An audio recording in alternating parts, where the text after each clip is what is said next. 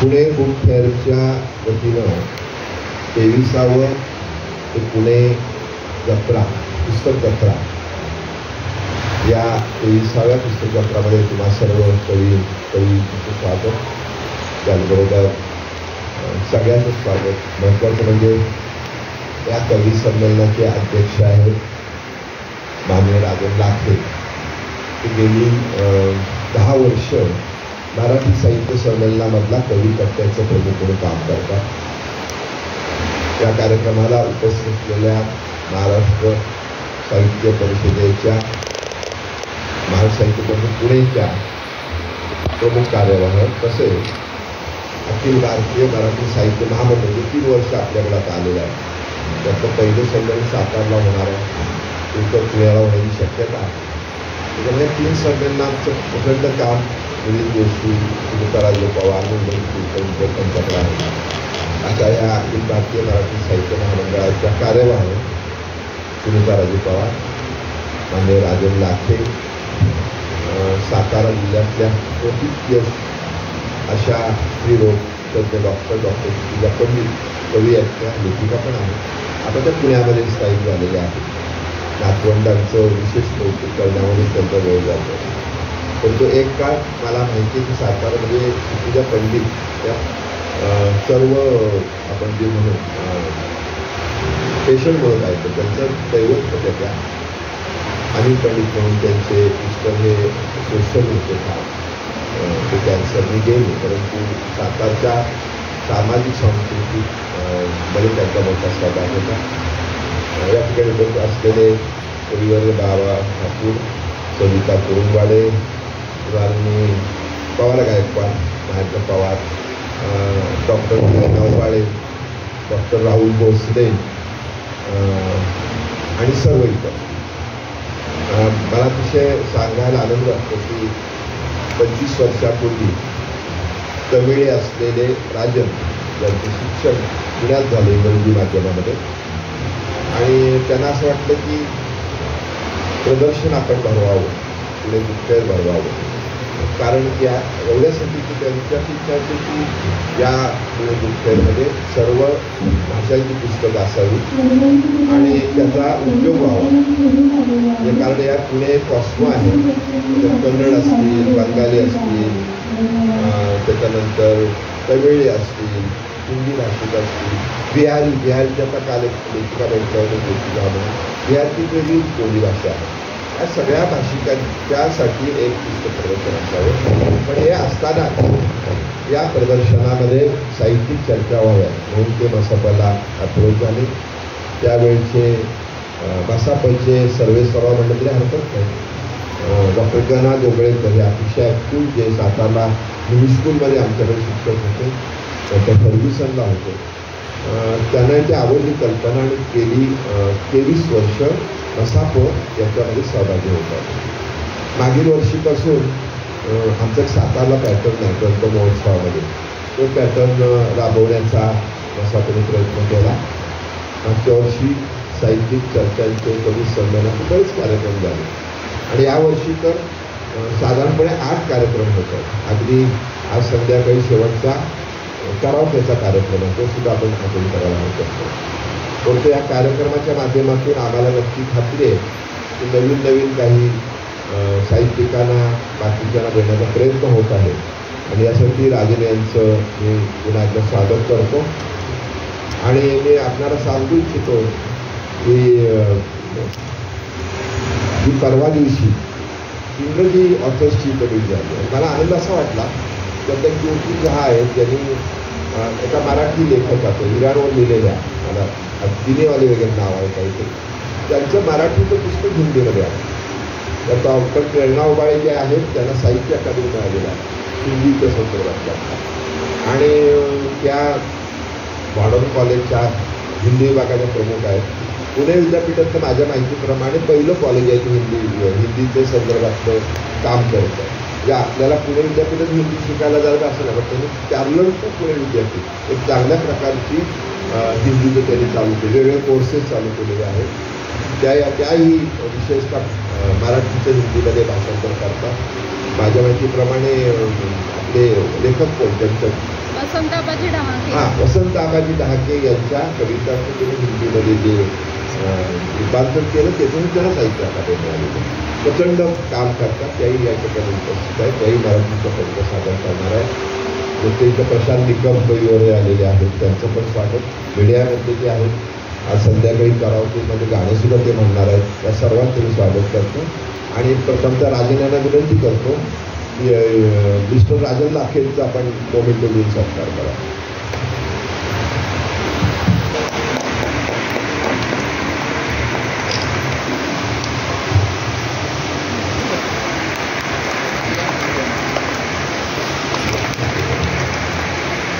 आणि अंजली आलेलं परीक्षण करून वेगवेगळे पुरस्कार देतात. ते आता त्या विभागाच्या कार्यावर अंजली कुलकर्णी यांच्या कवी पण आहे. त्या कविता पण सादर करणार. त्या या ठिकाणी आलेल्या त्यांचं सर्वांनी काळ्या जागेवर स्वागत करावं. त्याचबरोबर मृणालिनी कानिटकर हे वेगवेगळे कृती कार्यक्रम असतात, काही असतात, त्याच्या त्या प्रमुख आहेत. त्यांचंही आपण स्वागत करूया काळ्या जागेवरमध्ये. आणि ज्योत्ना चांदुडे ह्या पुणे शहर प्रतिनिधी म्हणून मसापावर आहेत. त्यांचं आपण काळ्या जागेवर स्वागत करूया. मी मगाशी म्हटलं त्याप्रमाणे मसाप जे काही वेगवेगळे उपक्रम राबवतं त्यामध्ये पुणे शहरमध्ये मागील वर्षीपासून अतिशय चांगल्या प्रकारे उपक्रम राबवण्याचा मसापने प्रयत्न केलेला आहे. आणि यावर्षी तर साधारणपणे 7 कार्यक्रम या ठिकाणी आपण नियोजित केलेले आहेत. आणि विशेषतः सगळ्या पेपर्समध्ये त्याचं चांगल्या पद्धतीतून कव्हर झालेलं आहे. या प्रत्येक कार्यक्रमातून यूट्यूबला आपल्याला बघायला तुमच्या सगळ्यांच्या कवितासुद्धा तुम्हाला यूट्यूबला बघायला मिळणार आहे. त्यामुळे तुमच्या सर्वांचं मी या ठिकाणी स्वागत करतो. आणि प्रथमतः सूर्यदत्ताचे धनगर या ठिकाणी उपस्थित आहेत. त्यांना दिलेले प्राध्यापक आहे ते धनगर. मराठीवर अतिशय प्रेम आहे त्यांचं. मी त्यांना विनंती करतो की आपण स्वागत करून घ्यावं. पहिल्यांदा दाखी यांचं स्वागत ते करतात.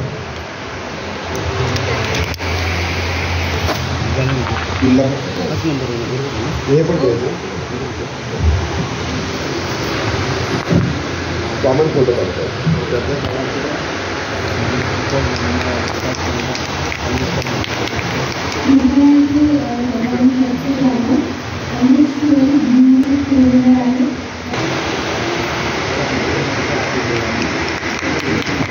यानंतर मी मृणालिनी कानिटकर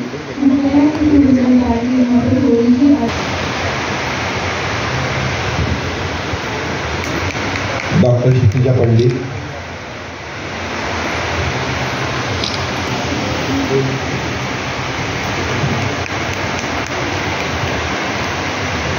मृणालिनी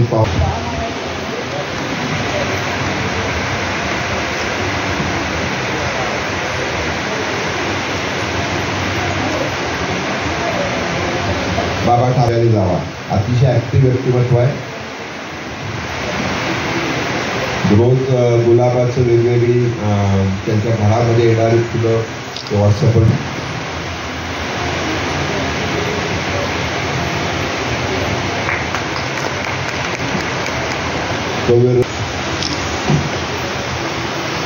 डॉक्टर राहुल भोसले,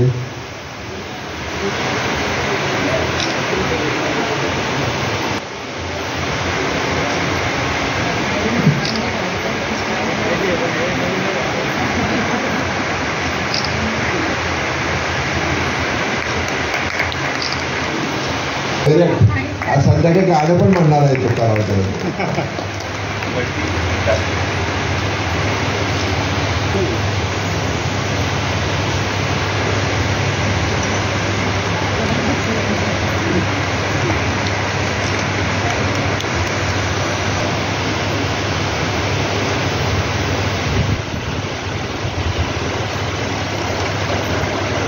अजून आलेल्या कवींचा नंतर आपण सत्कार करू. आणि महाराष्ट्र साहित्य परिषद यांच्या संयुक्त विद्यमाने गेले 3 दिवस हा उपक्रम चालू आहे. आणि हे 23वे वर्ष आहे. आपण काही मंडळी होती ज्यावेळी मुलाखती झाल्या. श्रीपाल सबनीस यांची मुलाखत झाली, कदंब मोरे यांची मुलाखत झाली, उद्घाटनाचा कार्यक्रम झाला, त्याला विश्वास पाटील होते, तर हा एक चांगला उपक्रम आहे, फक्त मराठीसाठी नाही, तर वेगवेगळ्या भाषातील लोक आपली आपली पुस्तकं घेऊन या ठिकाणी येतात आणि या ठिकाणी ती पुस्तकं बघायला मिळतात.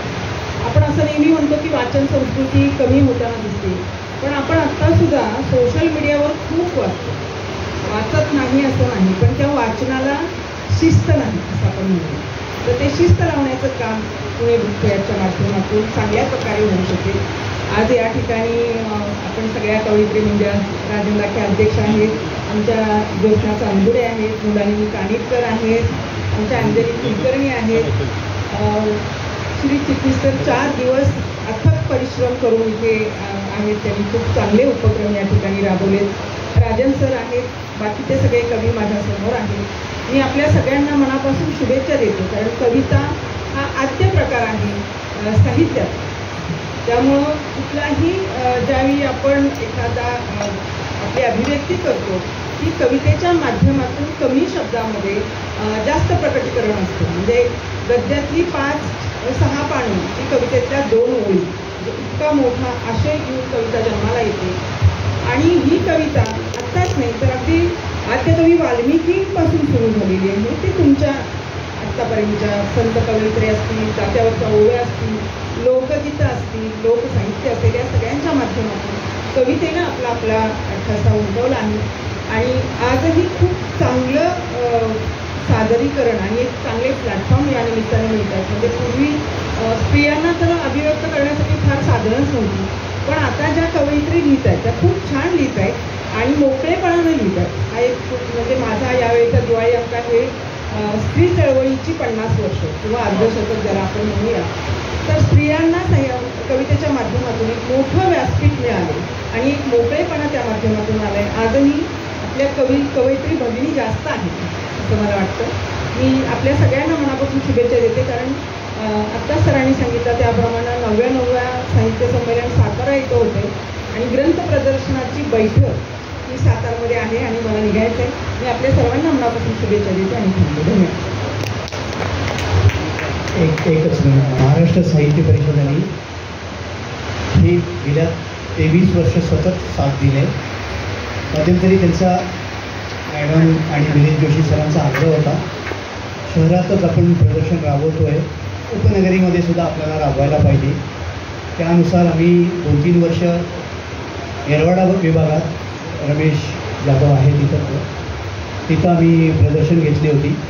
आणि आज राजन लाखे साहेब आहे पिंपरी चिंचवड विभागातला.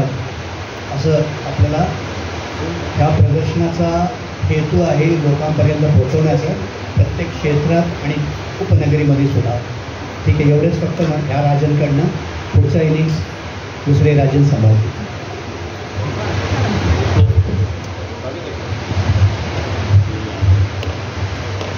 महत्त्वाचं म्हणजे ज्योत्स्ना पिडवई या एक कविता सादर करणार आहे आणि त्यांनी इंग्रज ऑथर आहेत. त्यांनी सांगितलं असतं मी लहानपणी असं विचार करत होते की मी गेल्यानंतर काय टिकेल, त्या म्हटलं की माझ्या लक्षात आलं की मी गेल्यानंतर लेखन टिकेल. आणि मग त्यांनी त्यावेळेपासून प्रयत्न करत वेगवेगळ्या पद्धतीतून काही लिखाण केलेलं आहे. अतिशय आता चांगले लिखाण करत आहेत.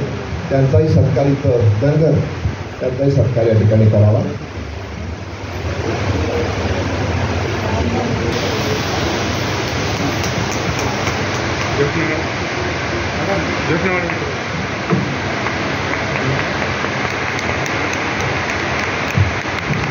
त्याचबरोबर एक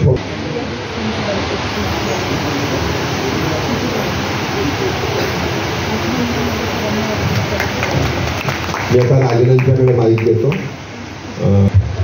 पुणे पुस्तक जत्रा आणि मराठी साहित्य मेळा महाराष्ट्र साहित्य पुणे परिषद पुणे यांच्या संयुक्त विद्या सहकार्याने आयोजित करण्यात आपण सगळे इथे आलेलो आहोत.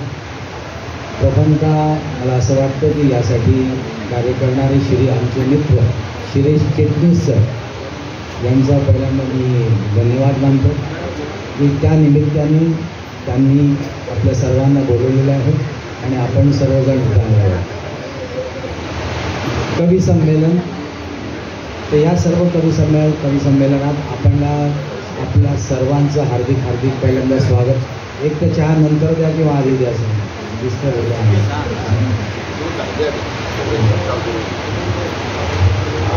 रुपाली अवसरे आपला सत्कार व्हायला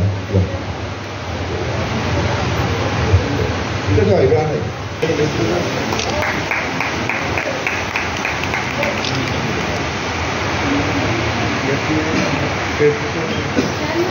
पुन्हा एकदा सर्वांचं स्वागत कवी संमेलनात. आजच्या कविता, आता कविता मला म्हणजे हे सांगायची काही गरज नाहीच आहे. आता ज्या गेल्या कार्यवाहीला त्यांनी सांगितलं की छोटा शब्दात मोठा आशय, त्या सगळ्यांनाच माहिती आहे. पण त्यामध्ये जे 99 आता अखिल भारतीय मराठी साहित्य संमेलन होत आहे त्यामध्ये काही अटी आम्ही घातलेल्या आहेत की कविता म्हणजे असावी पण किती ओळीत असावी. साधारणतः कधी कधी काय होतं की दीर्घ कविता झाली की मग त्याच्यातला चान जो आहे तो निघायला सुरुवात होते. पण जे काही असतं ते पहिल्यांदाच ज्या ओळीत असतं ते 4 कडवी जरी आपण म्हटले किंवा 5 कडवी जर म्हटली तर 5 कडव्यांमध्ये साधारणतः 4-4 ओळींमध्ये 20 ओळीत आपण भरपूर काही सांगू शकतो. आणि हीच अट ज्या वेळेला अखिल भारतीय मराठी साहित्य संमेलनाच्या कविकट्ट्या व्यासपीठावर कवींसाठी घातलेली आहे. तर त्यामध्ये कधी कधी असंही येतं की आमच्या 2 ओळी जास्त झाल्या तर चालतील का, एक ओळ म्हणजे असं, किंवा जास्त झाल्या तर तुम्ही काय करणार, अशा काही शंका कुशंका निर्माण होतात. पण असं काही नाही आहे. एखादी कविता असं असू शकतो की ज्यामध्ये पूर्णत्वाला जेव्हा कविता जाते तेव्हा एखादी ओळ जास्त किंवा त्या 2 ओळीमध्ये असू शकतं. तर त्यामध्ये तसं चालायला हरकत नाही. आता कवी म्हटलं तर हे म्हटलं की काव्यम रसात्मकम वाक्यम रसात्मकम काव्यम. आता हे जे विश्वनाथ यांनी म्हटलेलं आहे शास्त्रकार, तर त्याच्यावरून मला याचं थोडंसं विश्लेषण मी करण्याचा प्रयत्न केला. वाक्यम रसात्मकम काव्यम, तर तो विश्लेषण मला जे आढळलं ते असं आढळलं, हृदयातून ओठी येई वाक्य भावनांचे, हृदयातून ओठी येई वाक्य भावनांचे, भावनात तया रंगे काव्य जीवनाचे. वाक्यात असे काव्य, वाक्यात असे काव्य तया सुगंध रसाचा, रसात्मक काव्याने खुलतो बहर वाङ्मयाचा. तर हे 4 त्या एका वाक्यातून 4 ज्या ओळी तयार होऊ शकतात. म्हणजे थोडक्या याच्यातून मोठं 4 ओळी तयार होतात, पण त्या 4 ओळीमध्ये तोच आशय असतो. आणि एक मला कधी कधी असं सांगावंसं वाटतं, काही लोक गझल पण सादर करणार असतील. कारण एक लक्षात घ्या, कविते कधी कधी काय होतं, गझल हा जेव्हा विषय निघतो तेव्हा कवितेपासून कधीतरी दुरावला गेला आहे किंवा कवितेपासून वेगळा विषय असा ते काही लोक समजतात. आणि हे होत आहे.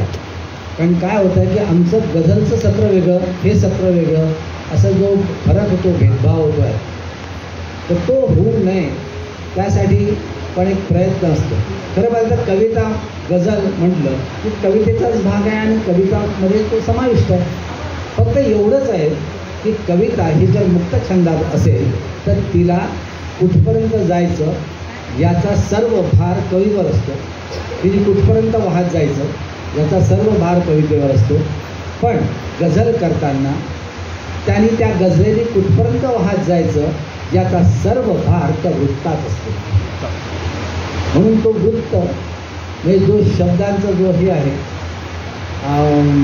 जी ठेवण आहे ती शब्दांची, की कधी कधी याच्यात मला अजून एक तुम्हाला आढळलेला, मला काही फक्त माझे अनुभव सांगतो की त्यामध्ये काहीला शब्दांची मर्यादा असते, काहींना अक्षरांची मर्यादा असते, काहींना ओळींची मर्यादा असते.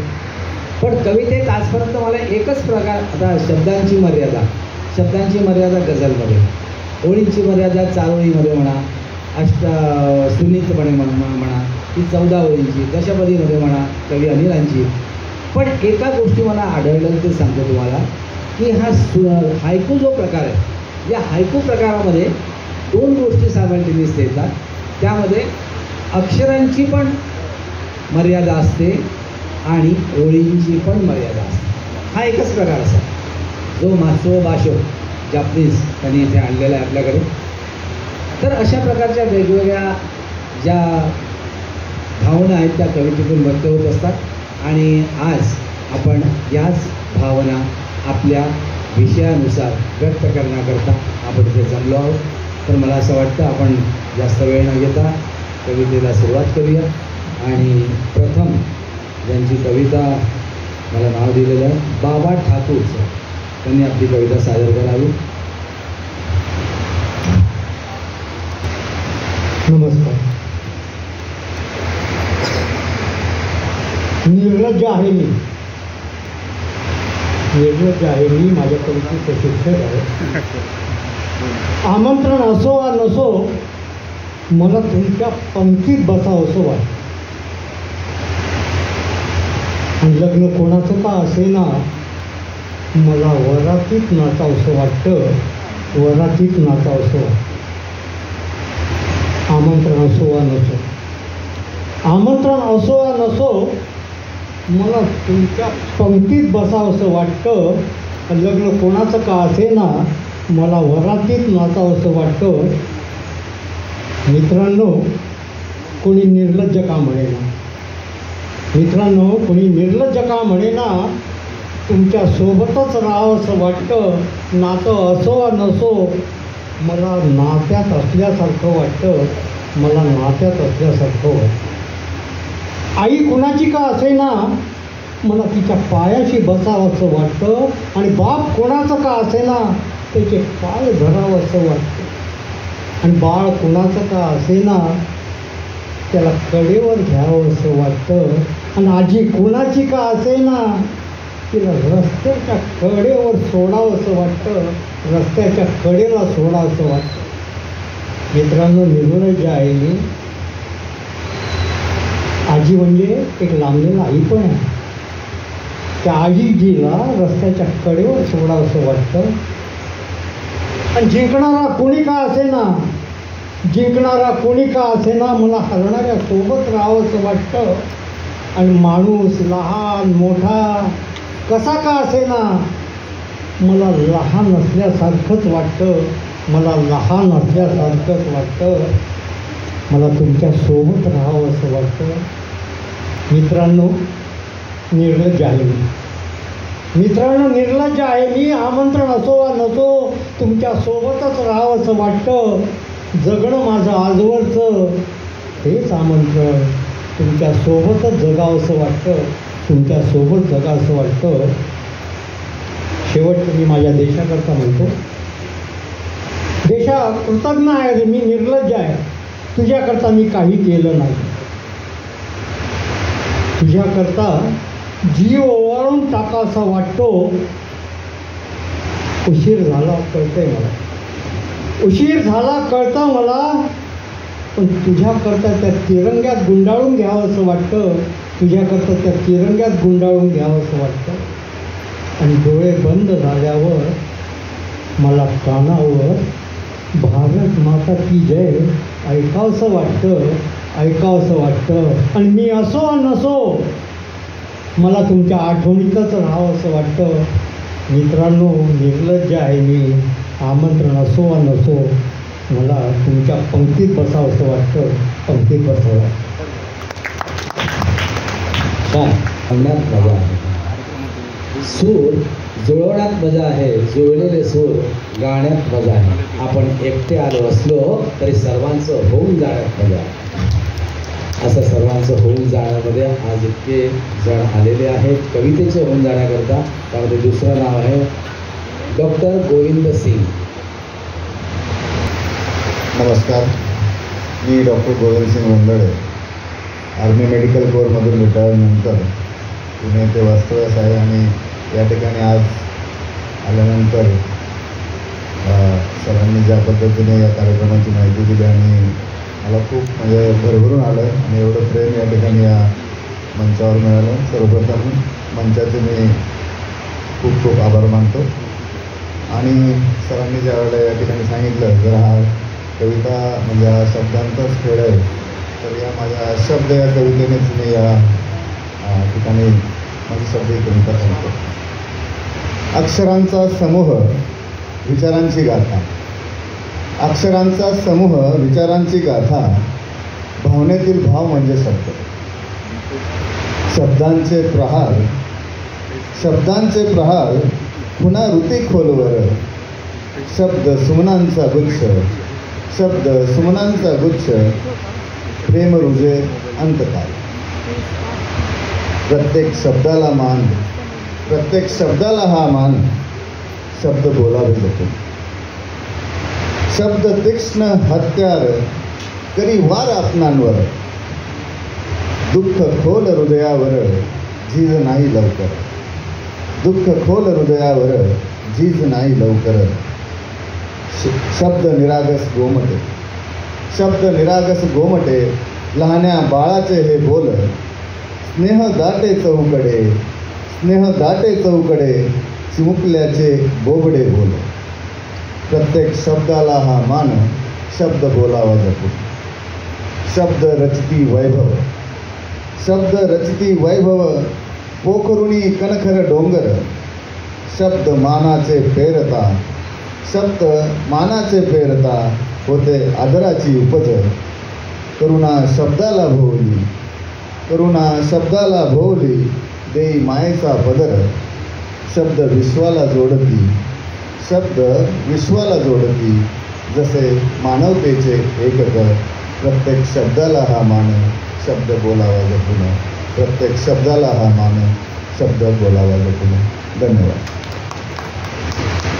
शब्द असावा दौबिंदू मोत्यासारखा चमकणार. गोविंद सिंग, शब्द असावा दौबिंदू मोत्यासारखा चमकणारा, शब्द असावा ठिणगीसारखा चटका देऊन जाणारा.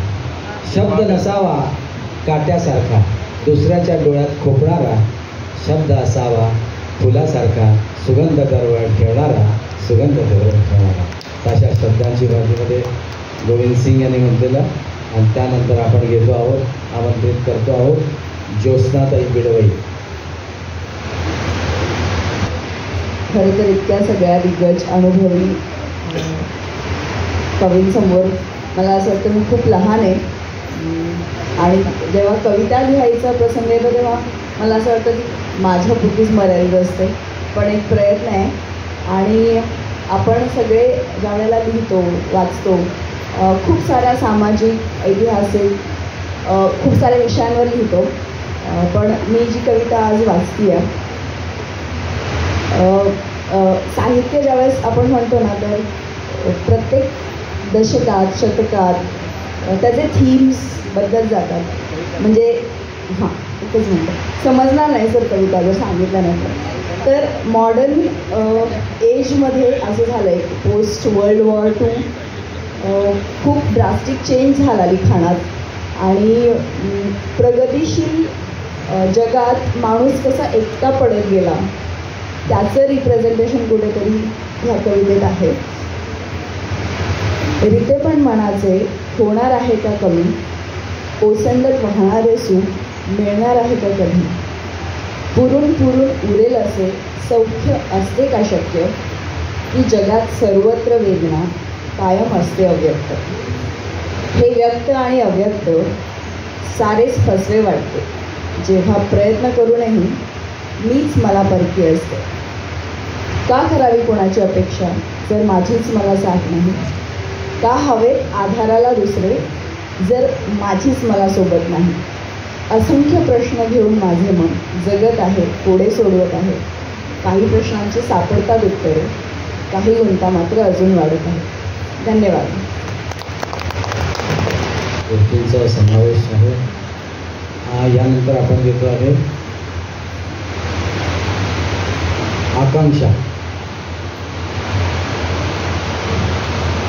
थँक्यू सो मच मला इथे माहिती दिल्याबद्दल. आणि मी माझी कविता लगेच सुरुवात. कविताचं शीर्षक आहे जीवन. जीवन माझं असं आहे, जीवन माझं असं आहे, कधी काही सुचत नाही, कधी काही रुचत नाही. आणि जीवन जगता जगता मला कळाले की जीवन जगायला शिकणे हे खूपच कठीण आहे. जीवन जगायला शिकणे हे खूपच कठीण आहे. वयाच्या 25व्या वर्षीसुद्धा जीवन जगणे हे शिकता शिकताच मी पुढे निघत चालली आहे. हे जीवन जगता जगताच पुढे निघत शिकता मी चालली आहे. आणि जीवन जगणं हे कठीण आहे. हे जीवन जगता जगताच मला कळाले हेही की जीवन जगणे जर सोपे नव्हे तर त्याला आपण सोपे करूया. जीवन जगणे जर सोपे नव्हे तर त्याला सोपे आपण करूया. आपण करूया आपल्यासाठी एवढे काम की सर्वांसाठी हे जीवन जगणे आपण सोपे करून पाहूया. सर्वांसाठी हे जीवन जगणे आपण सोपे करून पाहूया. करूया एक काम असा की आपल्याला सर्वांची साथ मिळावी आणि आपणही सर्वांचा साथ द्यावा. आणि फक्त एकटेच का आपण चालू होऊ शकेल तर सर्वांना सोबत घेऊन चालूया. जीवन जगणे सोपे नव्हे पण सोपे आपण करूया. सर्वांची साथ घेता सर्वांना सोबत घेऊन चालूया. आणि स्वतःसाठीच नव्हे तर काहीतरी मी माझ्या देशासाठी जरी केले तरी कमीच आहे. पण मी माझे प्रयत्न सुरूच ठेवणार. मी माझ्यासाठी, माझ्या देशांच्या लोकांसाठी आणि माझ्या देशासाठी काहीतरी करू शकले तर मी माझं जीवन संपूर्ण समजणार. जीवन सोपे नव्हे पण सोपे आपण करूया. जीवन जगणे सोपे नव्हे पण सोपे आपण करूया. छान. आपण येत असतात. जीवनाच्या वाटेवर माणूस हा प्रत्येक वेळी जिंकेलच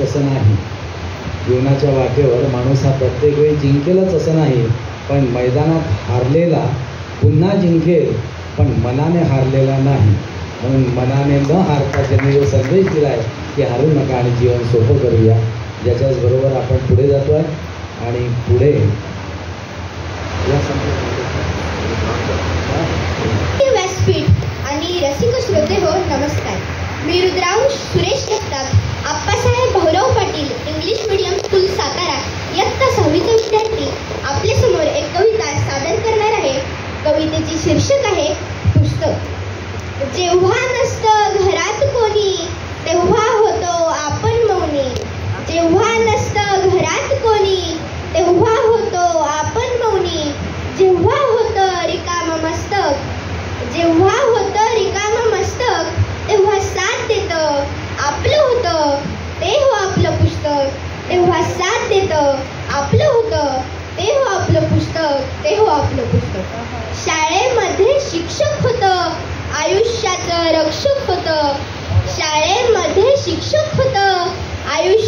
रक्षक होतं. मोबाईल दादा येतो जवळ जेव्हा देतं मनावर हळूच दस्तक. मित्र माझा होतो पुस्तक. ताई बघते मालिका दादा म्हणे क्रिकेट भारी. मित्रांचा मग होतो गलका शेजाऱ्यांचा उगाच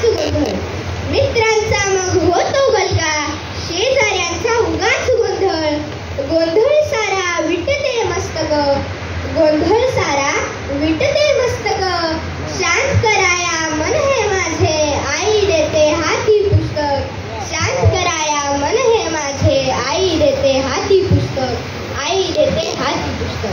मग पुस्तकामध्ये रमून जाणे आनंदाच्या वेगळ्याच दुनियेत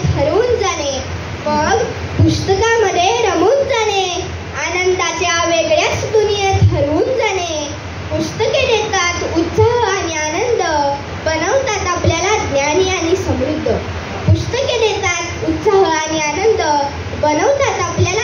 आणि समृद्ध. फेसबुक नको हो, इंस्टाग्राम नको, स्क्रीन टाईमने डोळे माझे जाम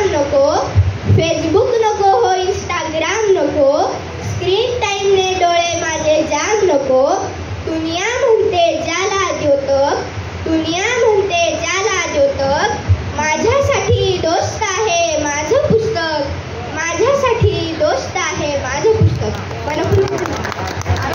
त्यांनी आपल्याला पुस्तकाची महती सांगावी.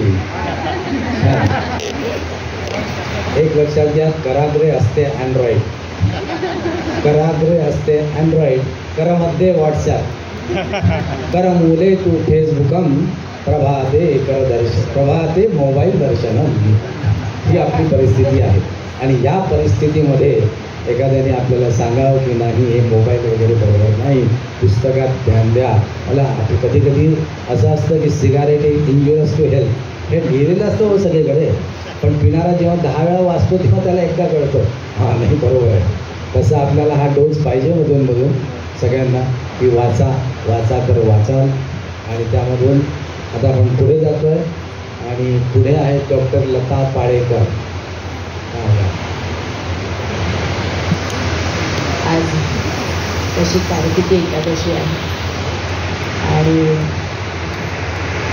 संत ज्ञानेश्वर माऊली यांचा सप्तशतकोत्तर सुवर्णमहोत्सवी जन्मवर्षही हे आहे. लवकरच माऊलींचा समाधी सोहळाही संपन्न होतो. त्या पार्श्वभूमीवर आपल्यासमोर सादर करत आहे पसार. आळंदी नगरी इंद्रायणी तिरी, आळंदी नगरी इंद्रायणी तिरी, सानंद गजरी भक्तिभाव, सानंद गजरी भक्तिभाव.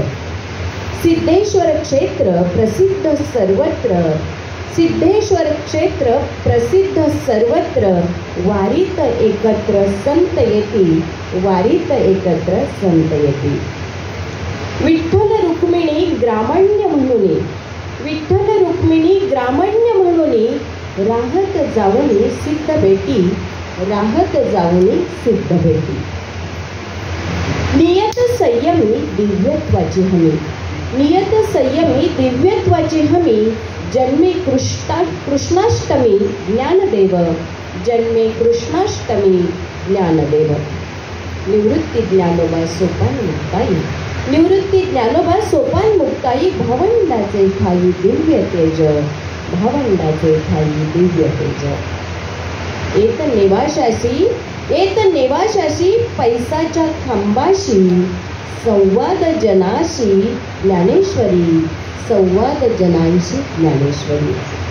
निवृत्ती दातार केला आत्मोद्धार, निवृत्ती दातार केला आत्मोद्धार.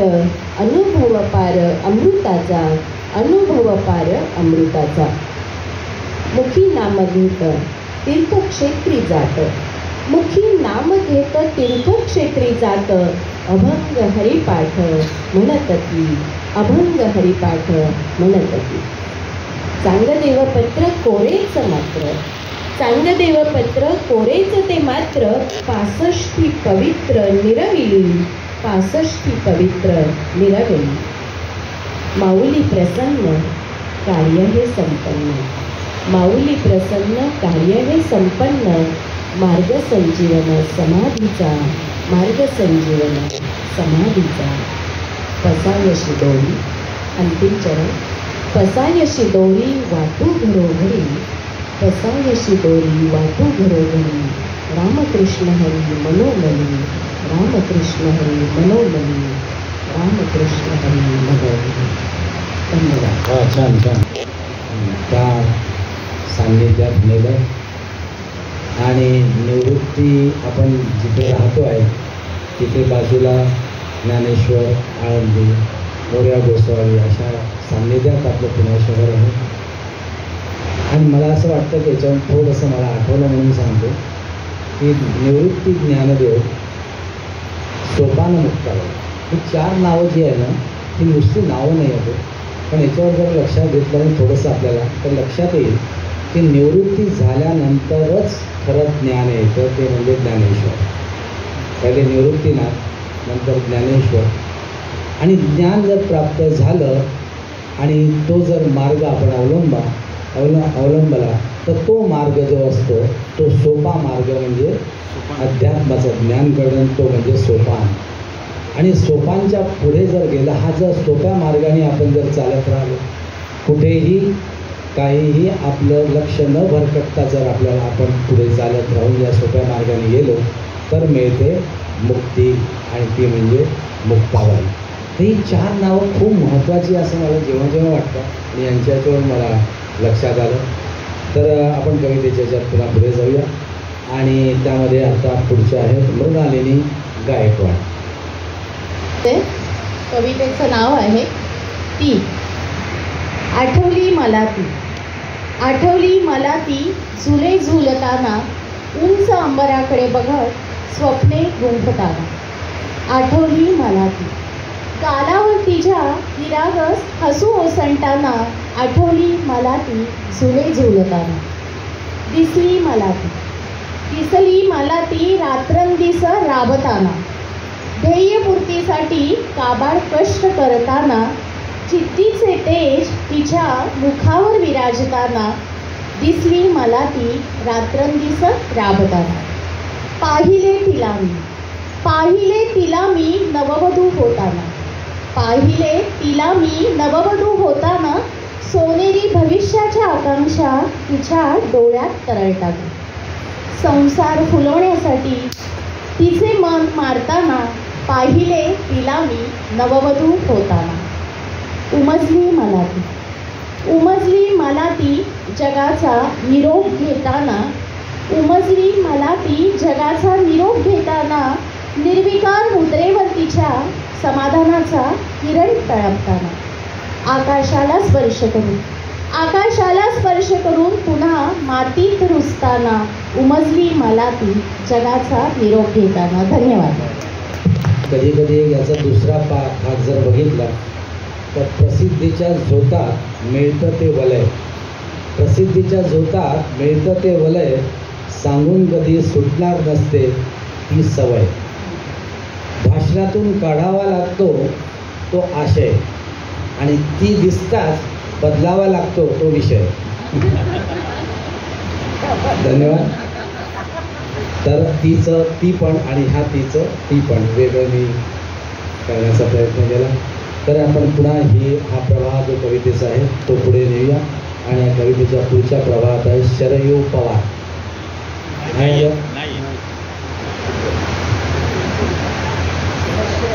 दशरथ गुणगाव, ते पण रमेश जाधव या आहे. तिचं अस्तित्व खेड्यात आजही हेच दृश्य दिसते. चुलीतील भाकरीसारखी ती करपते. तिच्या भावभावनांना बंदिस्त करते, मात्र घरातील मनामनांना सांगते. चार भिंतीतही घेता येत नाही तिला मोकळा श्वास. चार भिंतीतही तिला घेता येत नाही मोकळा श्वास. संसाराचा गाळा यशस्वीपणे हाकणे हाच ध्यास. आजही ती चूल मूल सांभाळणारी अबला, आजही ती चूल मूल सांभाळणारी अबला. तिच्या पायात अनेक बंधनांच्या शृंखला, तिच्या पायात अनेक बंधनांच्या शृंखला. समाजात नीच विकृतीचे गंथ, समाजात नीच विकृतीचे गिंथ. छाटलेत तिचे फडफडणारे पंख, छाटलेत तिचे फडफडणारे पंख. हुंड्यासाठी आजही होतो तिचा छळ, हुंड्यासाठी आजही होतो तिचा छळ. संयम ठेवून सोसते ती कळ, संयम ठेवून ती सोसते ती कळ. अश्रूंनी भिजतो तिचा पदर, अश्रूंनी भिजतो तिचा पदर. नाही तिच्या अस्तित्वाची कदर, नाही तिच्या अस्तित्वाची कदर. तिच्या मनामनातील कळणार कधी बोल, तिच्या मनामनातील कळणार कधी बोल. किती बडवणार पुरुषार्थाचे ढोल, किती बडविणार पुरुषार्थाचे ढोल. धन्यवाद. वेगळे पण त्यांनी जाणून दिलं. पुढचे आपले आहेत विनोद अष्टूळ सर. मी विनोद अष्टूळ, साहित्य सम्राट संस्थापक. गेली 14 वर्ष 211 कवी संमेलन घेताना अनेक कवी भेटले. आता कवीने आपल्या घरची व्यथा सांगितली आणि तीच व्यथा मी प्रत्येकाच्या 2 ओळीत बायको या कवितेतून आपल्यासमोर ठेवतो. शीर्षक बायको. माझी बायको देखणी माझ्या देहातला प्राण, माझी बायको देखणी माझ्या देहातला प्राण. किती नकोसा नकोसा तरी हृदय तीचं गाणं, किती नकोसा नकोसा तरी हृदय तीचं गाणं. माझी बायको रागिणी तिला राग आनावर, माझी बायको रागिणी तिला राग अनावर, केला उशीर उशीर उपाशीच वर, केला उशीर उशीर उपाशीच मर. माझी बायको मोहिनी तिच्या एकच मनात, माझी बायको मोहिनी तिच्या एकच मनात. नको कविता कविता पुन्हा माझ्या या घरात, नको कविता कविता पुन्हा माझ्या या घरात. माझी बायको गृहिणी तिला नवतीही जाण, माझी बायको गृहिणी तिला नवतीही जाण. रोज आदळ आपट त्यात कवितेच रान, रोज आदळ आपट त्यात कवितेच रान. माझी बायको स्वामिनी तिच्या लाख प्रेम शिव्या, माझी बायको स्वामिनी तिच्या लाख प्रेम शिव्या. त्याच झाल्या नव्या ओव्या, तीच माझी प्रिय काव्या, तीच माझी प्रिय काव्या, तीच माझी प्रिय काव्य. धन्यवाद. वा वा वा, छान. कुठे फिरला आणि काय काय नाव विनोद विश्लेषण छान दिले. स्वामिनी, मोहिनी, देखणी छान दिले. पण एकाने असं म्हटलेलं आहे बायकोविषयी की बायको आली आयुष्यात माझ्या. आता येणारच आयुष्यात. बायको आली आयुष्यात माझ्या, अंधार होता प्रकाश झाला. हे काव्यात्मक झाला, असं काही होत असं. बायको आली आयुष्यात माझ्या, अंधार होता प्रकाश झाला. ती आली मिठीत माझ्या, प्रेमाचा विकास झाला. हे काव्यात बसवलं. तर अशी ही बायको खरं पाहिलं तर बायकोच जी आहे ती जिथं त्याच्यावर तुम्ही कितीही काहीही कविता करा, काव्य करा, विनंती करा, साथ देणारी एकच असते, ती म्हणजे बायको. बाकी दुसरं नाही. हे कोणीही मान्य करेल असं आम्ही म्हणत नाही, कोणीही मान्य करेल. तर आपण पुढे जाऊ प्रवास.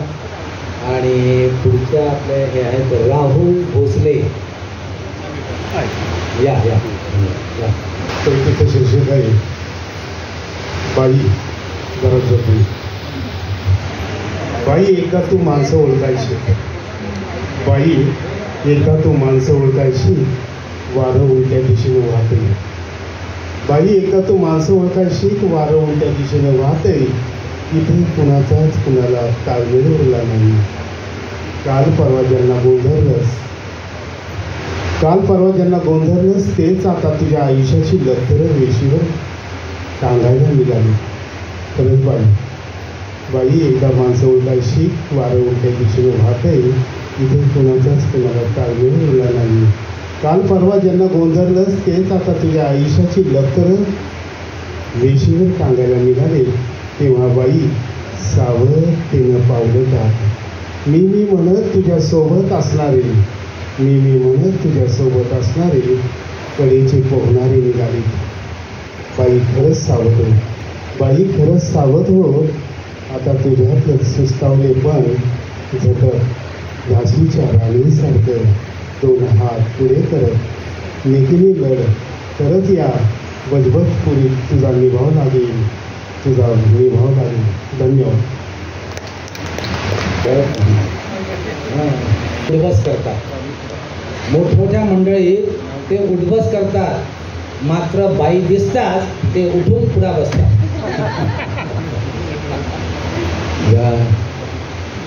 मजेचा विषय सोडा, पण बाईचं महत्त्व आहेच. बाई म्हणजे स्त्रीचं महत्त्व आहेच. तर ह्याच प्रमाणात आपण पुढे जातो आणि पुढच्या आहेत डॉक्टर प्रेरणाताई उबाळे. नमस्कार. व्यासपीठातील मान्यवरांना नमस्कार. मी डॉक्टर प्रेरणा उबाळे. या कातरवेळी असं कवितेचे शीर्षक आहे. सूर्यास्तानंतरची रेशमी लग, सूर्यास्तानंतरची रेशमी लग, आभाळ घेई पांघरून. सूर्यास्तानंतरची रेशमी लव आभाळ घेई पांघरून, चिवचिव पक्षी गाती गाणी घरट्याकडे पाहून. ओझरणारे पाणी मज साद घाली, ओझरणारं पाणी मज साद घाली, आकाशी टिपूर चांदणं काही गुज सांगी. संध्या छायेत बोलणारी पाती, नात्यांची वीण कशी घट्ट करी. झाडांची वारा लपाछपी खेळे, मित्र जाताना डोंगरा आडून पाहे. मंद निशिगंध दरवळे सोहीकडे, पण या कातरवेळी हुरहुर वाटे. सारं कसं शांत सुंदर, पण मनातील वादळ न शमे. चंद्रकोर नभी पाहून डोळे पाणावती, चंद्रकोर नभी पाहून डोळे पाणावती, तव आठवती मज काही. असेच एकदा एक छोटुकला, असेच एकदा एक छोटुकला पाहिला होता कातरवेळी. कष्ट करताना राबताना एका चंद्रासाठी हा चंद्र त्याला आकाशातील चंद्रापेक्षा मोठा, हा चंद्र त्याला आकाशातील चंद्रापेक्षा मोठा, मौल्यवान हिऱ्या माणकापेक्षा अधिक. विजेच्या खांबाखाली रोज बसणारा, विजेच्या खांबाखाली रोज बसणारा, कुठलंसं मळकट पुस्तक घेऊन. वाचण्याच्या असहाय धडपडीत तिथंच झोपी जाईल. 4 दिवस मात्र तो दिसलाच नाही, 4 दिवस मात्र तो दिसलाच नाही. विचारपूस करता कळले मग, भाकरीचा चंद्र मिळवताना आकाशातील चंद्रच त्याने मिळवला, अन चांदण बनून कायमचा ध्रुवापाशी गेली.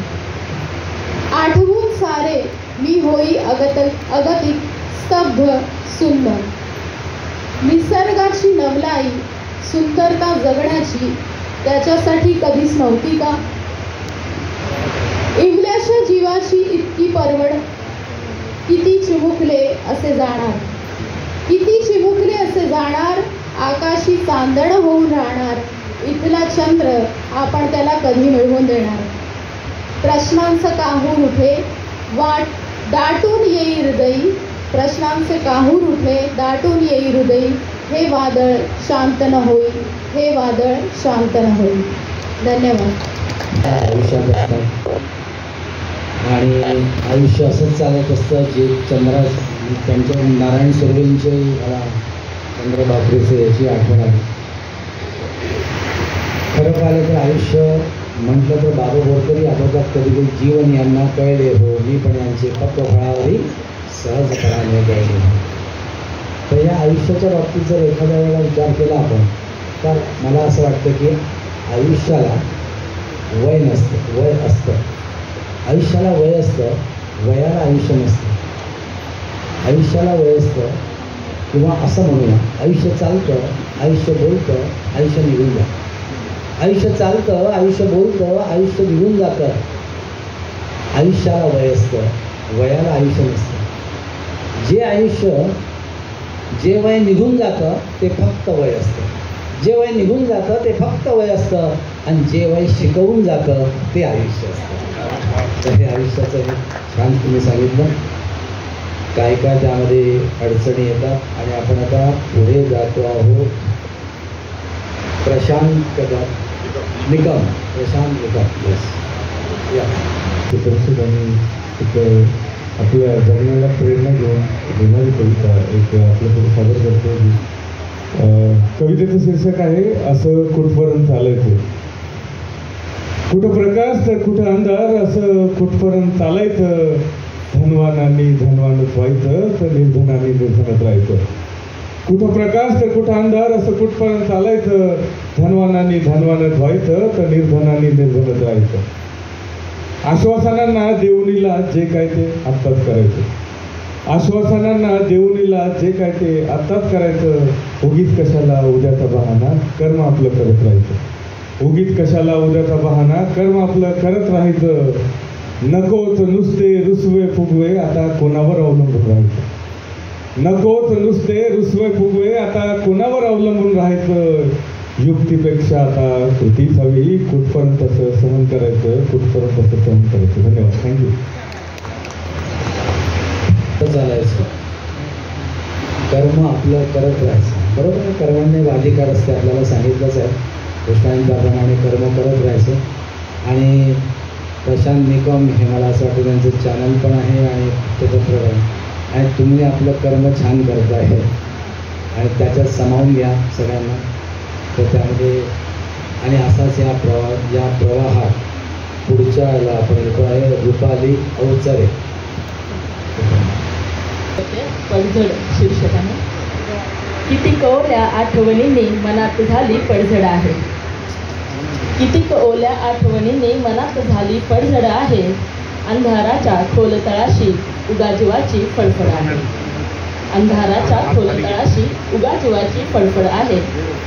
गुंफत गेले एकेकाला नाते नाते जोडत गेले, गुंफत गेले एकेकाला नाते नाते जोडत गेले. बाकी हाती शून्यते येते कुठे कळेना गडबड आहे, बाकी हाती शून्यते येते कुठे कळेना गडबड आहे. अंधाराच्या खोल तळाशी उगाजीवाची फडफड आहे. जीवन म्हणजे तारेवरची कसरत आहे असे वाटते, जीवन म्हणजे तारेवरची कसरत आहे असे वाटते. बाईसाठी नाती जपुनी सुखात जगणे अवघड आहे, बाईसाठी नाती जपुनी सुखात जगणे अवघड आहे. अंधाराच्या खोल तळाशी उगाजीवाची फडफड आहे. गतकाळाच्या मातीखाली किती गाडल्या तुझ्या स्मृतीने, गतकाळाच्या मातीखाली किती गाडल्या तुझ्या स्मृतीने. तरी मनाच्या आत कुणाची कशास चाले खडबड आहे, तरी मनाच्या आत कुणाशी कशास चाले खडबड आहे. अंधाराच्या खोल तळाशी उगाजीवाची फडफड आहे. इतरांसाठी जगता जगता जगावयाचे राहून गेले, इतरांसाठी जगता जगता जगावयाचे राहून गेले. जगणे म्हणजे आता केवळ रोज नव्याने रडरड आहे, जगणे म्हणजे आता केवळ रोज नव्याने रडरड आहे. अंधाराच्या खोल तळाशी उगाजीवाची फडफड आहे. किती ओल्या आठवणींची मनात झाली पडझड आहे. अंधाराच्या खोल तळाशी उगाजीवाची फडफड आहे. ती छान सुंदरपणे त्यांनी एका एका शब्दात गुंतली. आणि याच्यातून मला एक लक्षात येतं की कधी कधी आपण जगतो का आपलंच जगणं का चांगलं म्हणावं, आपलंच जगणं का चांगलं म्हणावं, दुसऱ्यांसाठी जगून बघावं. मात्र दुसऱ्यांसाठी जगताना झाडाची सावली होऊन बघावं, तर ते जगणं. आणि अशा जगण्याच्या या प्रवासात कितीतरी गोष्टी अशा आहेत की ज्या आपल्याला अडीअडचणी, खाच खळगे हे सगळे दिसतात आहे. आणि या खाच खळग्यामध्ये चालताना एक लक्षात येतं की या सगळ्यांचा प्रभाव किंवा सगळ्यांच्यामध्ये आपलं कार्य फक्त एकच करत असतं, ते म्हणजे मन. पण दिसत नाही ते, फक्त जिथे ते धावतं, काय म्हणतो आपण त्याला, ते चालतं, धावतं, चंचल वगैरे जी काही विशेषणं त्याला की ती विशेषणं त्या मनाला लागू पडतात. पण लक्षात घ्या, मन चालतं, मन धावतं, मन भरकटत नाही. मन चालतं, मन धावतं, मन भरकटत नेतं मनाला. आणि मन याला जे धावतं भरकटत नेतं, पण ते कसं धावतं, कसं चालतं हे अदृश्य आहे, दृश्य नाही. मन कसं चालतं, कसं धावतं हे अदृश्य आहे, दृश्य नाही. पण मनाला जे मन भरकटत देतं हे सत्य आहे, असत्य नाही.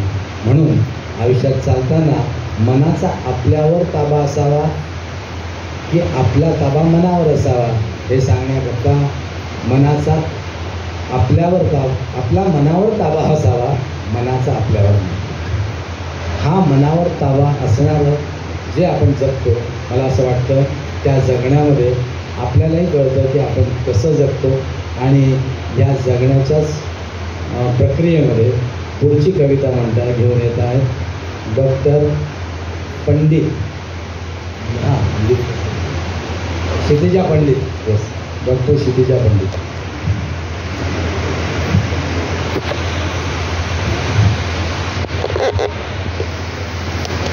माझ्या कवितेचं नाव आहे पाऊलवाट.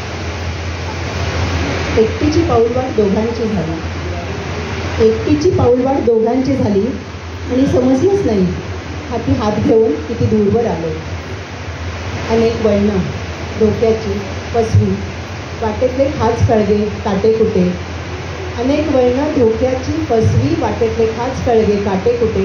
संकटांना, वाऱ्या वादळाला समर्थपणे तोंड देत एकमेकांच्या आधाराने. दिवस रात्र ऊन पाऊस थंडी वारे, दिवस रात्र ऊन पाऊस थंडी वारे. निसर्गाच्या साऱ्या बदलांचे मनोहर रंग न्याहाळत आलो. एकमेकांच्या विश्वासदायी सहवासात भविष्याची इंद्रधनुष्य स्वप्न रंगवत आलो. अचानक अनपेक्षितरित्या तनमनाला मुळापासून हादरवून टाकणारा झंझावात. अचानक अनपेक्षितरित्या तनमनाला मुळापासून हादरवून टाकणारा झंझावात. एक ज्वलंत अनुभव, एक दाहक सत्य, एक जळजळीत वास्तव शब्दांना गोठवून टाकणारं. एक ज्वलंत अनुभव, एक दाहक सत्य, एक जळजळीत वास्तव शब्दांना गोठवून टाकणारं.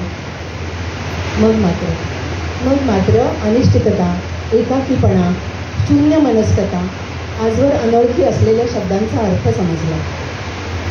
आज संकटातून बाहेर पडल्यावर जाणवतंय आजूबाजूच्या सुंदर वास्तवानं भान हरपलं होतं. आज संकटातून बाहेर पडल्यावर जाणवतंय आजूबाजूच्या सुंदर वास्तवानं भान हरपलं होतं. कड्याच्या टोकावरून तोल सावरलाय, कड्यांच्या टोकावरून तोल सावरलाय, कोणत्या अज्ञात शक्तीने सांभाळ केला. अनेक प्रश्नचिन्हातूनही जाणवतोय खंबीरपणे पाठीशी असणारा आधाराचा हात.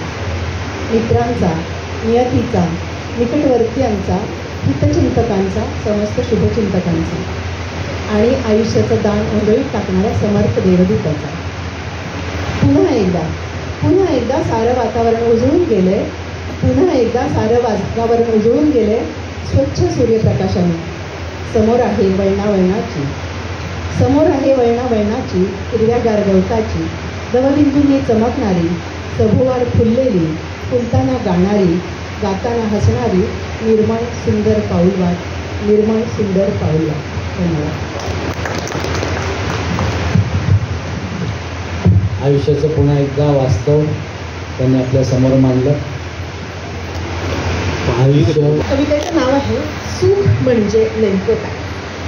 सुख म्हणजे नेमकं काय, धडधाकट हातपाय आणि पाठीवरून हात फिरवणारी माय. सुख म्हणजे नेमकं काय. सुख म्हणजे चित्राचा कळलेला गाभा, पहिल्या किरणाची आभा, स्वातंत्र्याच्या जाणीवेची सभा आणि दूरच्या रानफुलांची पाहिलेली शोभा. सुख म्हणजे नेमकं काय. सुख म्हणजे मोलपिसाचा मऊ स्पर्श, कवितेत लपलेला अर्थ, कोणी असताना अडचणीत आपण दाखवलेला सोपा मार्ग. कवीला वाटतं चारोळीत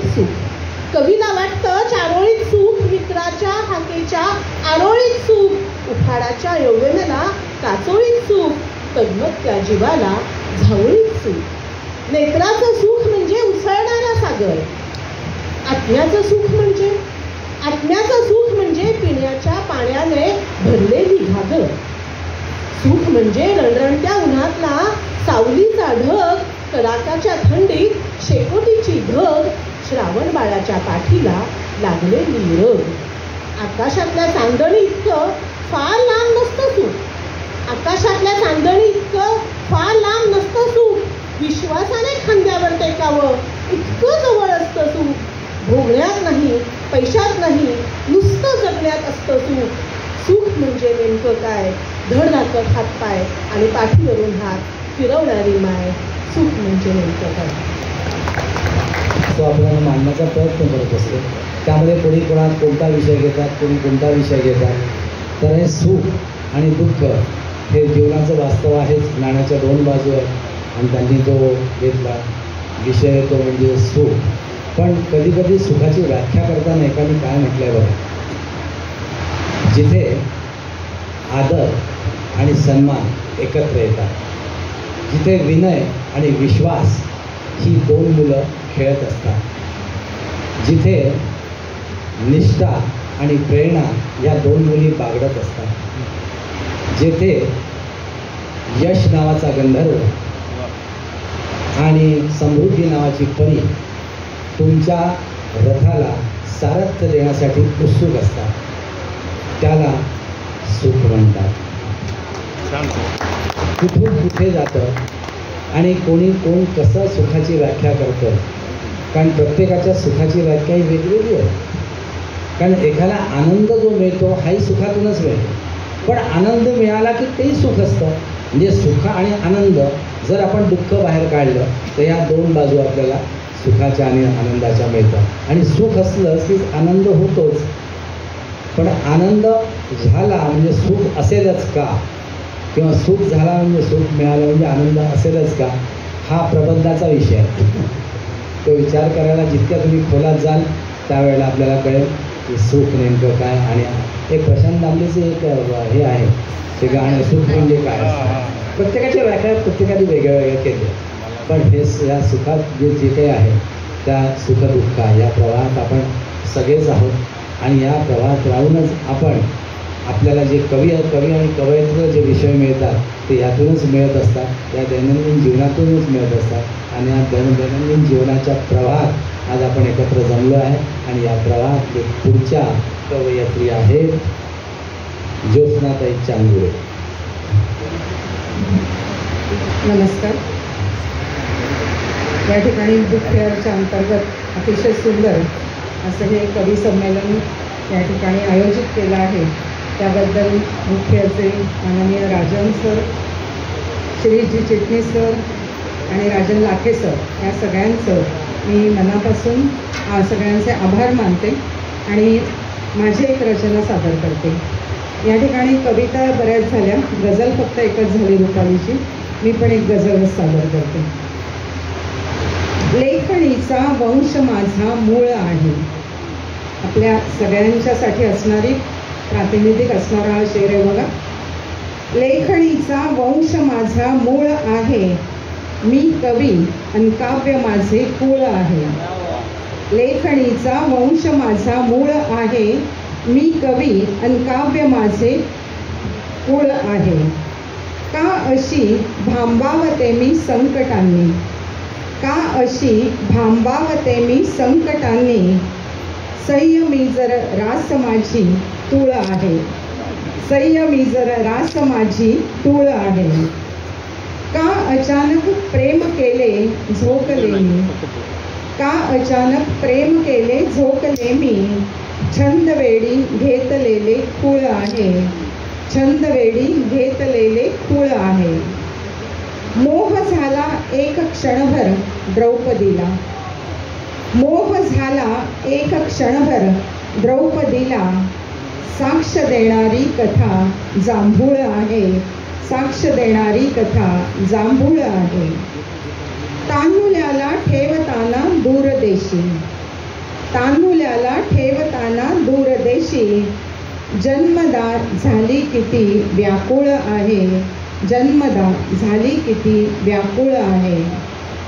मुखवटा मी चढवला अन वाटले की, मुखवटा मी चढवला अन वाटले की, आरशावर साचलेली धूळ आहे.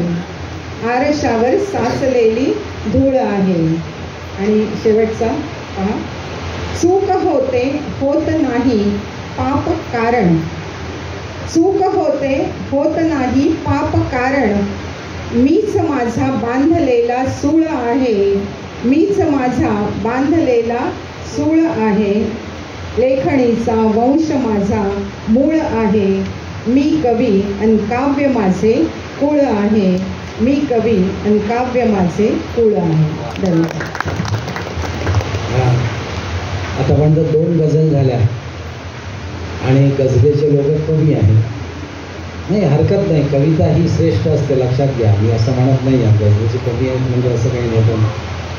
दोन्हीकडे असावं पण काही हरकत नाही. आपण मी मगाशीच म्हणलं की एक मुक्त छंदात वाहत असते, जिला नदीला प्रवाह नसतो. म्हणजे कुठपर्यंत व्हायचं आहे कवीने ठरवायचं असतं आणि इथे मात्र त्या वृत्त ठरवत असतात. तर हे महत्त्वाचं आहे. पण गझलेचंही सांगायचं म्हणजे मला थोडंसं असं की गझल एक वेगळ्या वळणावर तुम्हाला नेते. कधी कधी गझलेमध्ये ज्या गोष्टी असतात त्या गोष्टी जर तुम्ही सखोल एखाद्या वेळेला बघितल्या तर तुम्हाला एक वेगळ्या याच्यात जाण्याची म्हणा किंवा तुम्हाला शब्दांना मर्यादित करण्याची जी एक संधी मिळते ती आपल्याला गझलेमध्ये मिळते ते शब्द, पण त्या ह्याच्यात कसे रचून काफिया रदीफ यामध्ये कसं चालायचं, तर त्यामध्ये ती संगीत चांगली मिळत असतं. तर यामध्ये एक शेर आहे, मी कुठे देवास भेटायास गेलो, मी कुठे देवास भेटायास गेलो, भेटली जी माणसे ती देव होती, भेटली जी माणसे ती देव होती. हा आनंदकणमध्ये आहे. हे वृत्ताचे वेगवेगळे प्रकार. तर आता मला कविता सादर करताना त्यांना आपण आमंत्रण देऊया कविता सादर करणार. दिवाळी संपली तरी पाऊस चालू आहे. सगळ्यांनाच बळीराजाचा प्रश्न माहिती आहे. कवितेचं शीर्षक आहे बळी. अशी कडाडली वीज आभळा चिरत जाई, अशी कडाडली वीज आभळा चिरत जाई, सरसरा येती धारा उसवत जाय भुई, सरसरा येती धारा उसवत जाय भुई.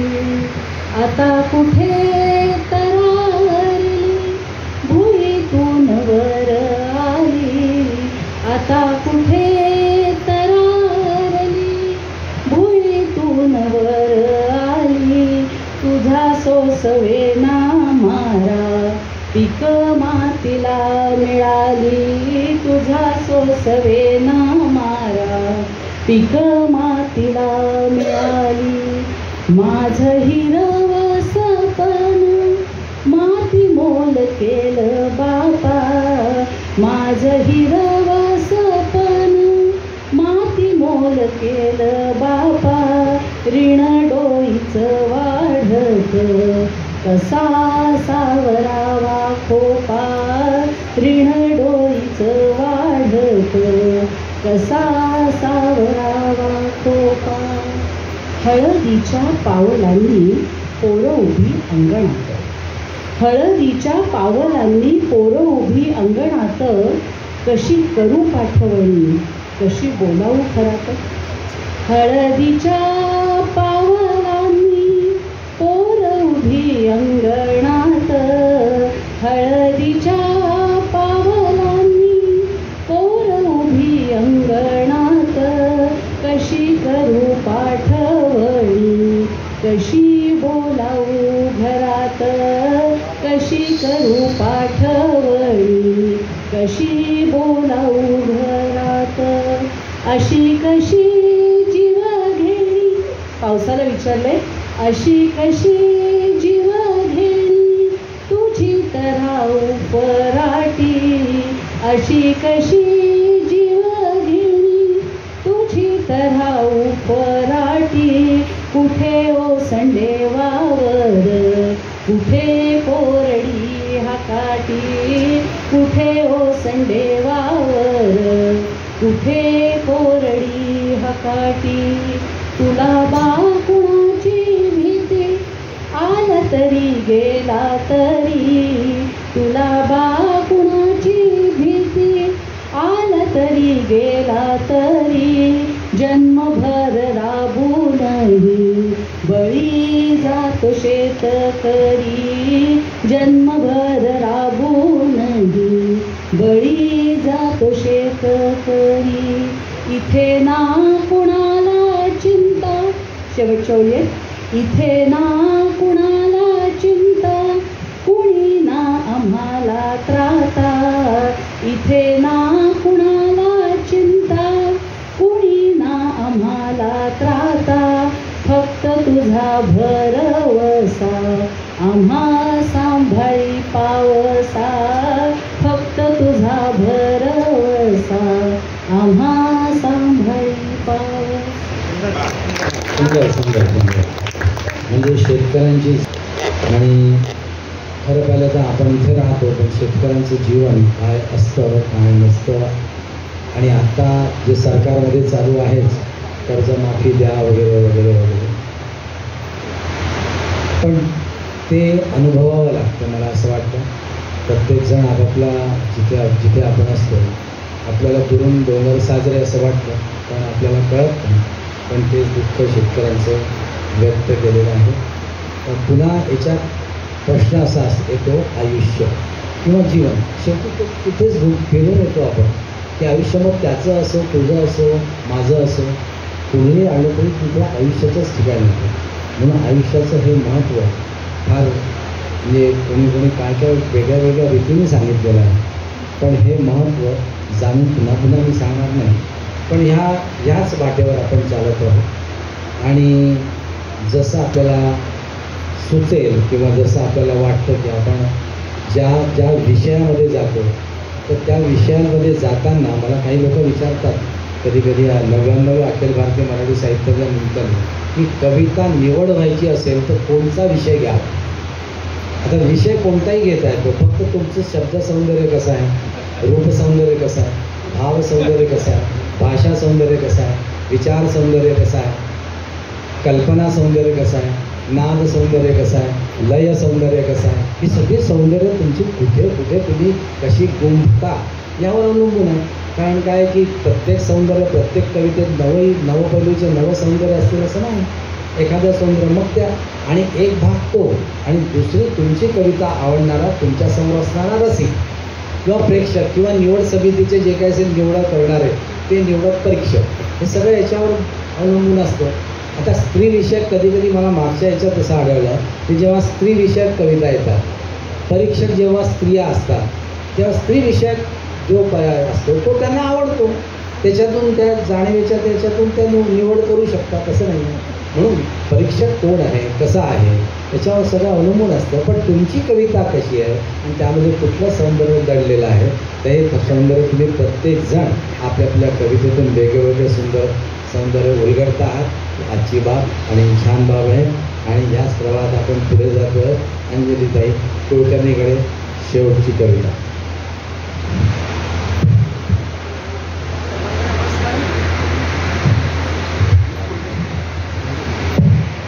सर्वांना नमस्कार. खरोखरच आज हे सकाळच्या वेळेला खूप सुंदर असं कवी संमेलन झालं आणि त्यासाठी मी पुणे बुक फेअरचे आयोजक राजन सर आणि आमचे मसापचे चिरीस चिटणीस आणि ह्या कवी संमेलनाला खुलवण्यामध्ये सगळ्यात मोठा वाटा आहे तो अध्यक्ष आणि सूत्रसंचालन अशा दोन्ही जबाबदाऱ्या पेलणारे राजन लाठे. खरोखरच त्यांनी वेगवेगळ्या कवितांवर छान असं भाष्य केलं. तर त्यांना तिघांचंही मी अभिनंदन करते आणि माझी कविता वाचते. कवितेचं शीर्षक आहे पाणी. पाणी. येथे पाणी तेथे पाणी व्यापून उरते पाणी. येथे पाणी तेथे पाणी व्यापून उरते पाणी जगण्याच्या धारेत बुडावे आर्त अनामिक कोणी. जगण्याच्या धारेत बुडावे आर्त अनामिक कोणी. जगणाऱ्याचे कोड पुरविते. जगणाऱ्याचे कोड पुरविते तटस्थ त्याला रागू न देते. किनाऱ्यातुनी ओढून घेते मोगविते हे पाणी. येथे पाणी तेथे पाणी व्यापून उरते पाणी. येथे पाणी तेथे पाणी व्यापून उरते पाणी. रोज नवीनता देऊन आली चैतन्याने रसरसलेली. रोज नवीनता देऊन आली चैतन्याने रसरसलेली. ओढ अनावर वेळ लाविते हे लाटेचे पाणी. येथे पाणी तेथे पाणी व्यापून उरते पाणी. पुरते भिजता अंगांगावर रेशीम काटा फुलतो भरजर. पुरते भिजता अंगांगावर रेशीम काटा फुलतो भरजर. सुखदुःखाच्या धरतीमध्ये सुखदुःखाच्या धरतीमध्ये वेळून उरते पाणी. येथे पाणी तेथे पाणी व्यापून उरते पाणी. कधी किनारा सुटला आणि कधी बुडालो खोल. कधी किनारा सुटला आणि कधी बुडालो खोल. कधी पसरला पाय नकळे खेचून घेते पाणी. येथे पाणी तेथे पाणी व्यापून उरते पाणी. गोल गरगरा पुढे गोल गरगरा फिरे भोवरा. गोल गरगरा फिरे भोवरा सरके वाळू पायतळीची. गोल गरगरा फिरे भोवरा सरके वाळू पायतळीची. अस्तित्वाचा घास मागते आक्रस्ताळे पाणी. येथे पाणी तेथे पाणी व्याकुल उगते पाणी. मार्ग पुढे ना जाण्यासाठी वाट मागली बंद. मार्ग पुढे न जाण्यासाठी वाट मागली बंद. तरीही सुटेना छंद दिवाणा झोपळलेले पाणी. येथे पाणी तेथे पाणी व्याकुल उगते पाणी. आणि शेवटी आहे वेडे पाणी खुळेही पाणी. वेडे पाणी खुळेही पाणी खुळा जीव गुंततो. वेडे पाणी खुळेही पाणी खुळा जीव गुंततो. अचेतना सोडून किनारी मागे फिरते पाणी. येथे पाणी तेथे पाणी व्यापून उरते पाणी. जगण्याच्या धारेत बुडाले आर्त अनामिक कोणी. जगण्याच्या धारेत बुडाले आर्त अनामिक कोणी. वा, अतिशय सुंदर पाण्याची विविध रूपं या ठिकाणी अंजलीताईंनी फार सुंदर व्यक्त केली.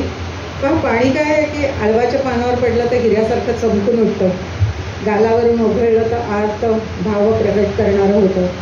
नदीतून खळखळ खळखळ वाहणारं आपल्याला आवडतं आणि तेच पाणी लाडीकपणे लाटांच्या स्वरूपात समुद्रात सगळीकडे व्यापून राहतं.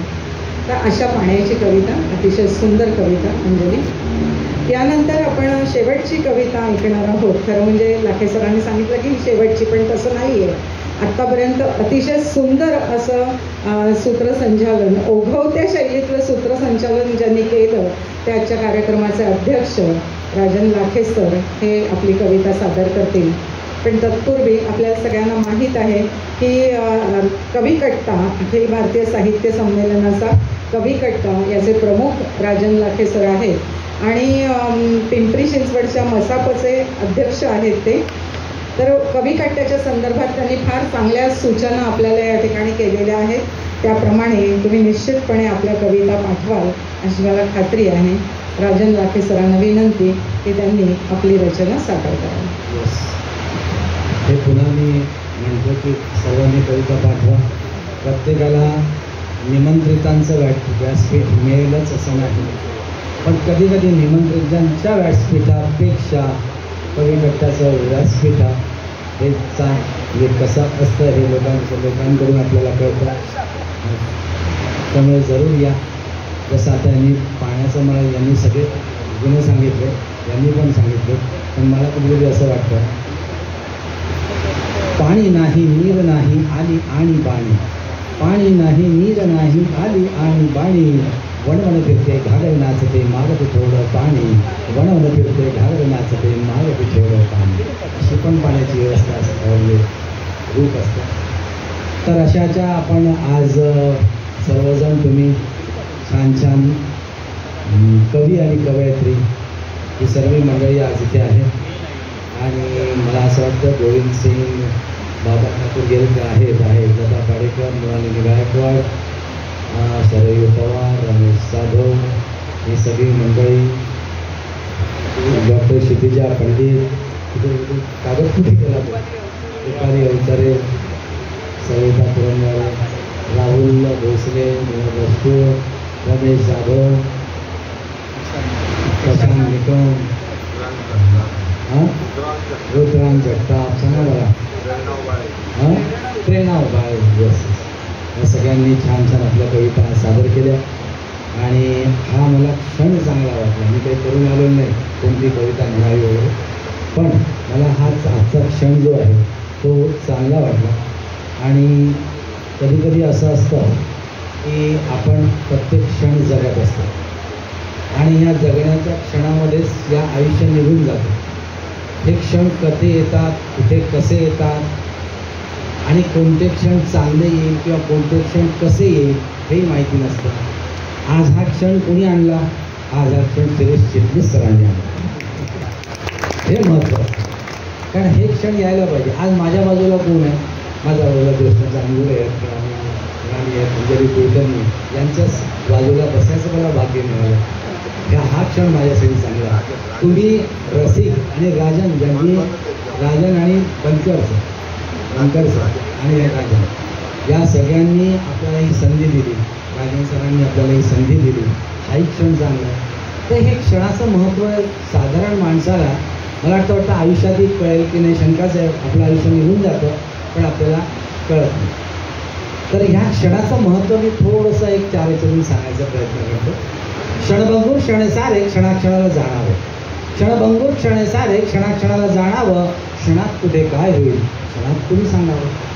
क्षण क्षण महत्त्वाचा, क्षण क्षण महत्त्वाचा, क्षणाक्षणाला जपावं, क्षण क्षण महत्त्वाचा, क्षणाक्षणाला जपावं, फुलं तोडून काट्यांना अलगद दूर सारावं. क्षणाक्षणाला वेचावं, क्षणाक्षणाला वेचावं, क्षणाक्षणाला टिपावं, क्षणाक्षणाला टिपावं, क्षणाक्षणाला वेचावं, वेचलेल्या क्षणातील क्षणांना टिपून संग्रही ठेवावं. क्षणाक्षणाला साधावं, क्षणाक्षणाला जिंकावं, क्षणाक्षणाला साधावं, क्षणाक्षणाला जिंकावं, जिंकलेल्या त्या क्षणांचं रहस्य उलगडत राहावं. क्षणात प्रेम क्षणात पसर असं काबर होत असावं. अरे बायको नवऱ्याशी भांडण होतातच नाही, क्षणात प्रेम होत पण क्षणात प्रेमही होतं, क्षणात हे होतं. क्षणात प्रेम क्षणात मत्सर असं काबर होत असावं. प्रीतीचा हात धरावा, भीतीलाही जवळ करावा. क्षणात क्षणाचे नाविन्य मला तरी कळलेलं नाही. क्षणाक्षणाचं नाविन्य अरे क्षणालाच ते कळावं. अरे आजचा सुंदर क्षण आपला उद्याचं कोणी सांगावं. म्हणून या क्षणाचं क्षणभर गुंतून रमावं. मला असं वाटतं या कवितेत एक काही क्षण तुम्ही गुंतलेले आहात असं मी माझी गैरसमजूत करून घेतो. क्षणभर गुंतून रमावं, क्षणात बाहेरही पडावं, क्षणभर गुंतून रमावं, क्षणात बाहेरही पडावं, क्षणभर घेऊन विसावा, आयुष्य चालत राहावं, आयुष्य चालत राहावं. हे क्षण महत्त्वाचे क्षण जे आपल्याला चिटणीस सरांनी पुन्हा एकदा उल्लेख करतो. चिटणीस सर एक लक्षात घ्या, सुरेश चिटणीस सर हे प्रत्येकाला दाद देतात असं म्हणणार नाही की प्रत्येकाला उचलून घेतात. समजा तुमच्यात काही गुण असेल तर त्यांच्यात त्यापेक्षा एक वेगळा गुण आहे. ज्या गुणांनी तुमचा गुण ते आपल्या याच्यावर धरून ठेवतात, उचलून घेतात.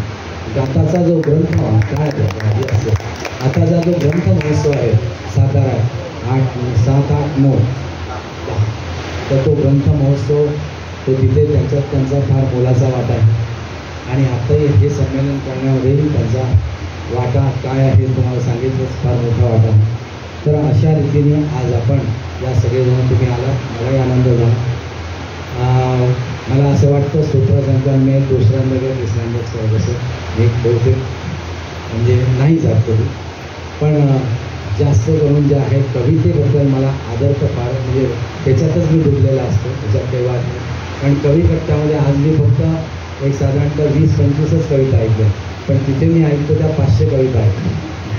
तर त्यामध्ये तुम्ही या, कारण ती ऐकण्याची जी मजा आहे ना, श्रुत्वा धर्म विजानाती, श्रुत्वा मोक्षं च गच्छति, श्रुत्वा ज्ञान मवा प्राप्ती, श्रुत्वा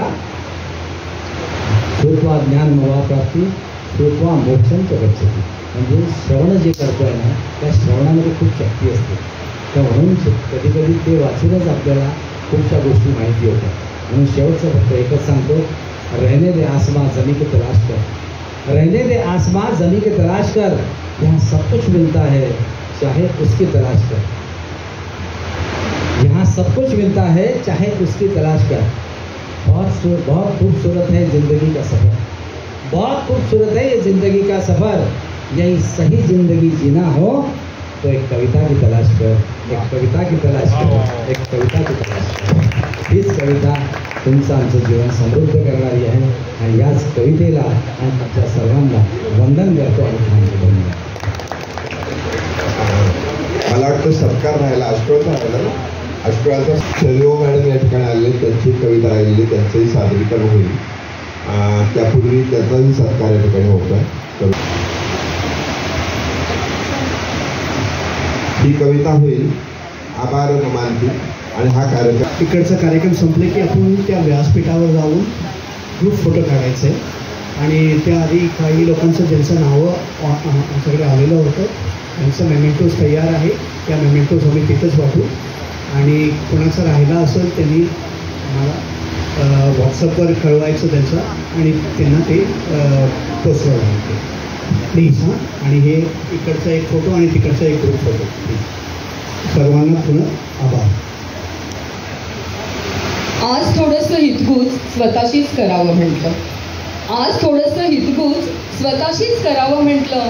बस्त झाला कोडगेपणा, एकटंच जगावं म्हटलं. आज थोडंसं हितगुज स्वतःशीच करावं म्हटलं. एक एक कप्पा मनाचा हलकेच उलगडावं म्हटलं.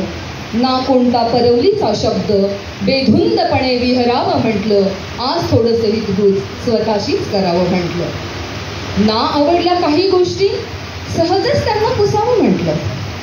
आठवून अलवार स्पर्शांना गालातच हसावं म्हटलं. आज थोडंसं हितगुज स्वतःशीच करावं म्हटलं. लुटुपुटूच्या वादातही नाक मुरडून रुसावं म्हटलं. लुटुपुटूच्या वादातही नाक मुरडून रुसावं म्हटलं. लाडीकवाळ्या धम्मक लाडूंना पुन्हा पुन्हा फसावं म्हटलं. लाडीकवाळ्या धम्मक लाडूंना पुन्हा पुन्हा फसावं म्हटलं. का करू चिंता जगाची, का करू चिंता जगाची, बेफिकिरीने उधळावं म्हटलं. सोडून पाश सारेच क्षणभर मनसोक्त खिदळावं म्हटलं. आज थोडंसं हितगुज स्वतःशीच करावं म्हटलं.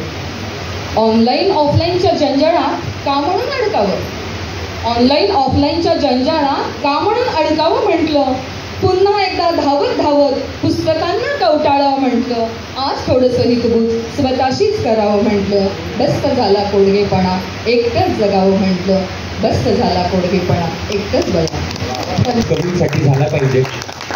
गेली 1.5 तास सुरू असलेली ही काव्य मैफिल माझ्या आयुष्यावर प्रभाव टाकणारी एक सुंदरशी कविता सर्वांना ऐकवतो की तू सिनेमाला जा माझी ना नाही, तू सिनेमाला जा माझी ना नाही, परंतु तुझ्यावर कोणी सिनेमा काढावं असं तुला का वाटत नाही. तू संगीताच्या तालावर नाच, तू संगीताच्या तालावर नाच माझे ना नाही, परंतु तुझ्या तालावर कोणी नाचावं असं तुला का वाटत नाही. तू आदर्श डोळ्यासमोर ठेव. आज एवढी मोठी मंडळी आपल्या समोर आहे. तू आदर्श डोळ्यासमोर ठेव माझे ना नाही, परंतु तुला कोणी आदर्श मानावं असं तुला का वाटत नाही. तुला कोणी आदर्श मानावं असं तुला का वाटत नाही. आणि खऱ्या अर्थाने व्यक्तीच्या आयुष्यात कविता ही प्रेरणा निर्माण करत असते. कारण असं म्हटलं जातं की जगायला काय हवं असतं नक्की. देखणं रूप, बांधीसूत शरीर, गाठीशी पैसा नाही, यापैकी काहीच नाही. जगायला हवी असते फक्त जगण्याची उर्मी व फिरण्याची ईर्षा. मग बोटे झडलेले असले तरी चालतात, नाक बसलेलं असलं तरी चालतं, खिशात पैसा नसला तरी चालतो.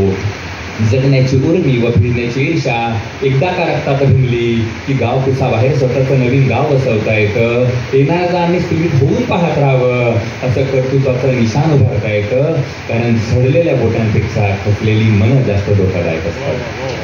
आणि या खचलेल्या मनांना उभारी देण्याचं कार्य जर कोणी करत असेल तर ती खऱ्या अर्थाने कविता करत असते. महाराष्ट्र साहित्य परिषदेच्या माध्यमातून या पुस्तक पुणे पुस्तक जत्रा आणि मराठी साहित्य मेळ्यामध्ये आलेल्या सर्व कवींचं मी मसापच्या वतीने आणि सूर्यदत्त ग्रुप ऑफ म्युझिकच्या वतीने सहर्ष आभार व्यक्त करतो.